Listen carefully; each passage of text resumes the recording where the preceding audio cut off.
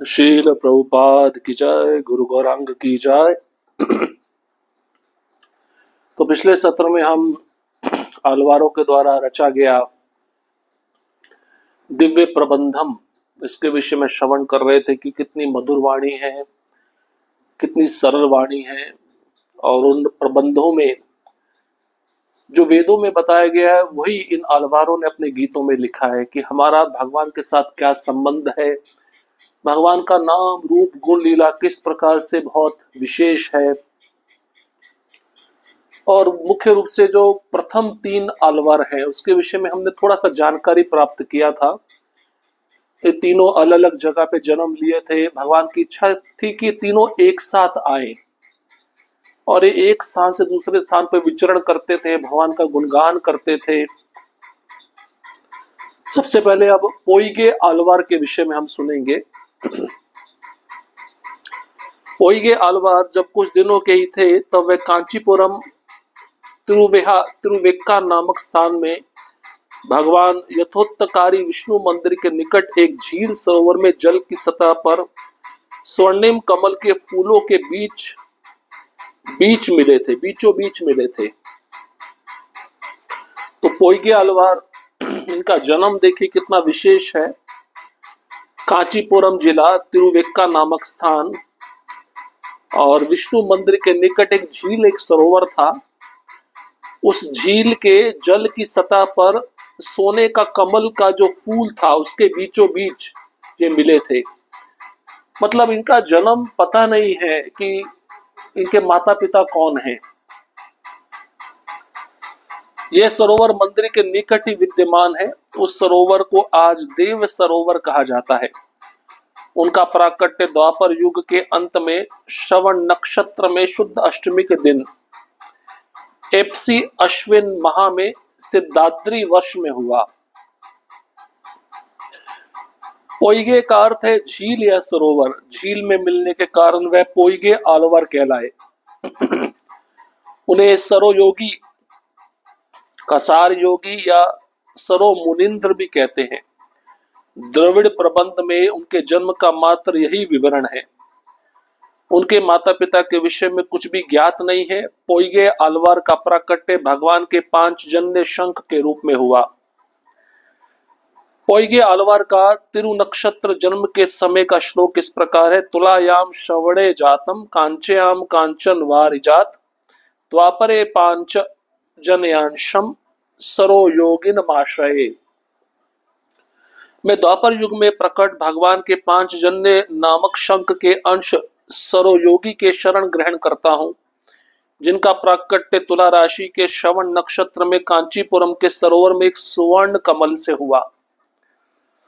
तो द्वापर युग का अंत, श्रवण नक्षत्र, शुद्ध अष्टमी का दिन, आश्विन महीना, सिद्धाद्री वर्ष में पोइगे आलवार का जन्म हुआ। पोइगे का अर्थ है झील या सरोवर। झील में सोने के कमल के बीचों बीच मिले थे, इसलिए इनको पोइगे आलवार कहा जाता है।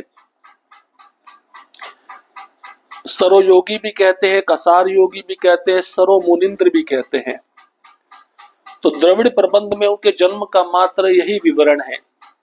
इतना ही विश्लेषण, इतना ही उनके बारे में दिया गया है द्रविड़ ग्रंथों में। उनके माता पिता के विषय में कुछ भी ज्ञात नहीं है। इनके माता पिता कौन है, और हम पहले सुन चुके पोइगे आलवार का जो प्राकट्य भगवान के 5 जन्य शंख के रूप में हुआ।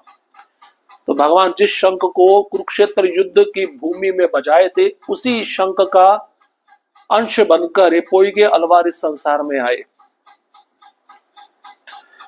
पोइगे आलवार का तिरु नक्षत्र के जन्म का समय का जो श्लोक है वो यही है कि मैं द्वापर युग में प्रकट भगवान के 5 जन्य नामक शंख के अंश सरोयोगी की शरण ग्रहण करता हूं, जिनका प्राकट्य तुला राशि के श्रवण नक्षत्र में कांचीपुरम के सरोवर में एक सोने के कमल से हुआ। अब भूतातालवार के विषय में सुनेंगे। दूसरे आलवार है।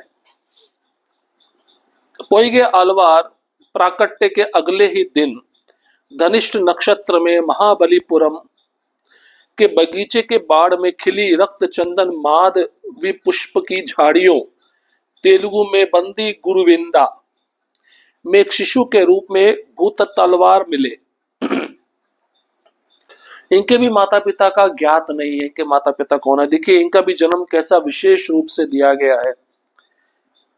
तो पोइगे अलवार जब प्रकट हुए थे उसके अगले ही दिन धनिष्ठ नक्षत्र में महाबलीपुरम का बगीचा, वहां के बाड़ में खिली रक्त चंदन माधवी फूल के झाड़ियों में एक शिशु के रूप में भूत तलवार मिले।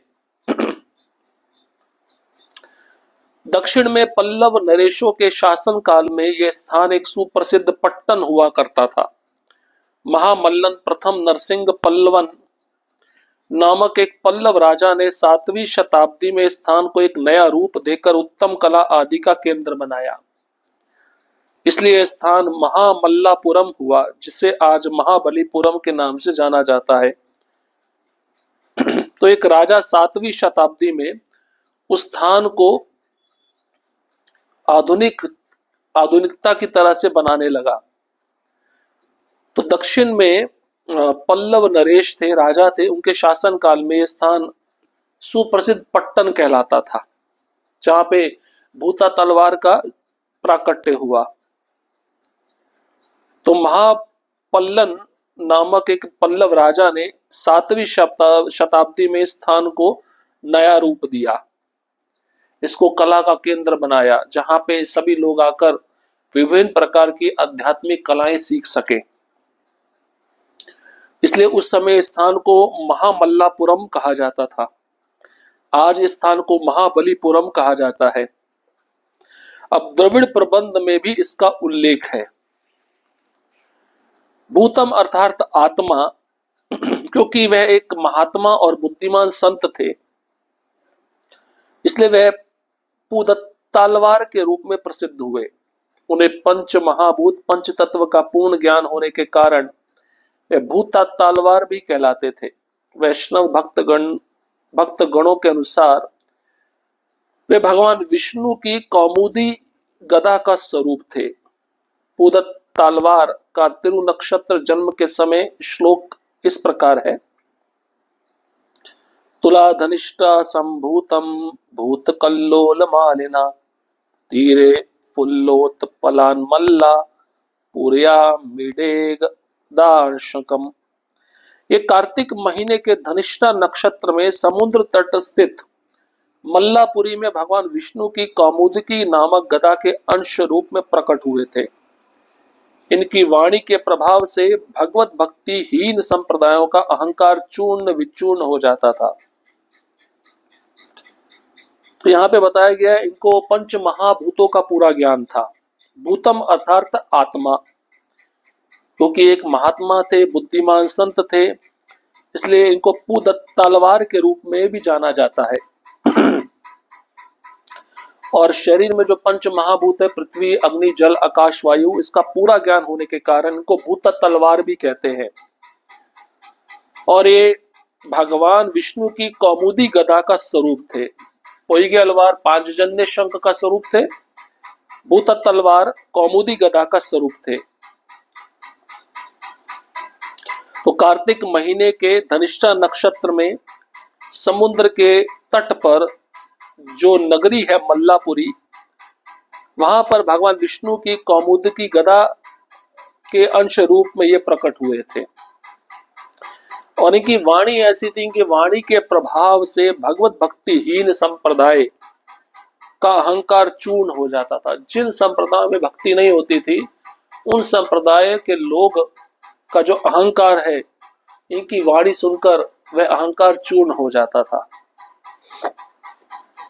तो इतना ही संक्षिप्त विवरण तमिल ग्रंथों में भूतत्तलवार के बारे में दिया गया है। अब तीसरे पेयालवार। पूदत्तलवार के अवतरण के अगले ही दिन शतभिषा नक्षत्र में चेन्नई के मणिकैरवम मईलापुर नामक स्थान में एक छोटे से कुएं में विकसित लाल अल्ली पुष्प में एक शिशु के रूप में पेयालवार मिले। मईलापुर शब्द तमिल शब्द है जो मणिकैरवम शब्द से उत्पन्न हुआ है। पेयालवार अन्यथा तिरुनाम पवित्र नाम मईलापुराधिपति से भी जाने जाते हैं। ये आलवार अन्य दोनों आलवारों की ही भांति सर्वसंग परित्यागी होने के साथ साथ बाहरी परिस्थितियों से पूर्णतया अनभिज्ञ थे और भगवत प्रेम में निमग्न रहकर सदैव भगवान का गुणगान करते रहते थे। अब इनका जन्म भी विशेष है, इनके माता पिता भी ज्ञात नहीं है कि कौन थे। तो दूसरे जो भूत तलवार के बारे में हमने सुना, उनके अवतरण के अगले ही दिन शतभिषा नक्षत्र में चेन्नई के मणिकैरवम मईलापुर नामक स्थान में एक छोटे से कुएं में लाल अल्ली फूल में एक शिशु के रूप में पेयालवार मिले। तीनों का जन्म एक के दिन के बाद हुआ। तीनों का प्राकट्य भी लगभग एक जैसा है।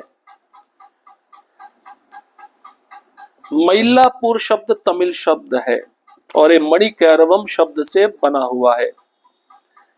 पेयालवार अन्यथा तिरुनाम मईलापुराधिपति से भी जाने जाते हैं। पेयालवार पिछले दोनों अलवारों की तरह ही सर्वसंग परित्यागी थे, किसी भी भौतिक वस्तु का संग नहीं लेते थे, बाहरी परिस्थितियों से अनजान रहते थे, भगवत प्रेम में डूबे रहते थे, भगवान का गुणगान करते रहते थे। तीनों साधारण लोगों का मानना था कि वह उन्मत्त या पागल है, इसलिए वह पेयालवार के नाम से जाने जाते थे। इनका लौकिक विषयों से कोई संबंध नहीं रहता था। वे सदैव एक महान भक्ति योगी की तरह अपना जीवन व्यतीत करते थे। उनका मन सदैव श्रीमन नारायण के श्री चरणों में लगा रहता था। जड़ जगत की कोई चीज उन्हें आकर्षित नहीं करती थी। भगवान की भक्ति में हमेशा भाव विभोर एवं संसार के विषय भोगों के प्रति उदासीन रहने के कारण वे पेय आलवार के नाम से जाने जाते थे। पे का अर्थ भ्रांत अथवा उन्मत्त।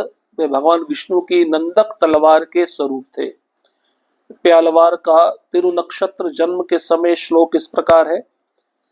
तुलाशत विषजगताम मयूरपुर कैरवात महांतम महादाख्यातम वंदे श्री नंदक कांशकम।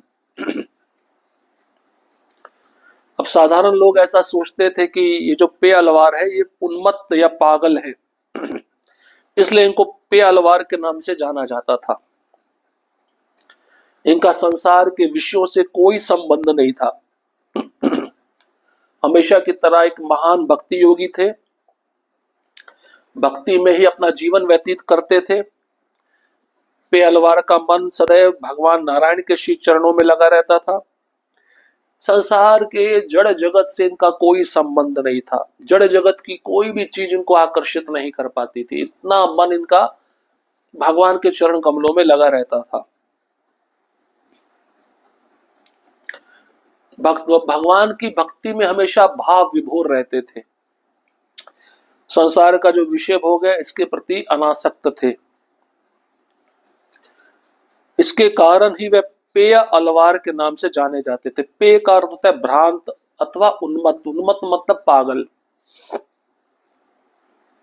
और भगवान विष्णु के हाथ में जो तलवार है जिसको नंदक कहते हैं, नंदक तलवार के स्वरूप थे। नंदक तलवार जो वैकुंठ में भगवान विष्णु के हाथ में होती है, यही तलवार इस पृथ्वी पर पेय अलवार बनकर आई।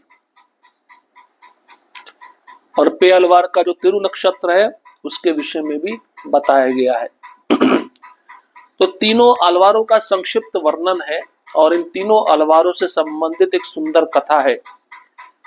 भगवान ने तीनों अलवारों को एक जगह पे कैसे लाया, उन तीनों के बारे में क्या क्या कैसे उनको दर्शन दिया, वो तीनों किस प्रकार से भगवान कृष्ण का गुणगान कर रहे थे, ये जो सुंदर कथा है हम इसको अगले सत्र में श्रवण करेंगे। हरे कृष्णा कृष्णा कृष्णा हरे हरे, हरे राम राम राम हरे हरे। श्रील प्रभुपाद की जय, गुरु गौरांग की जय।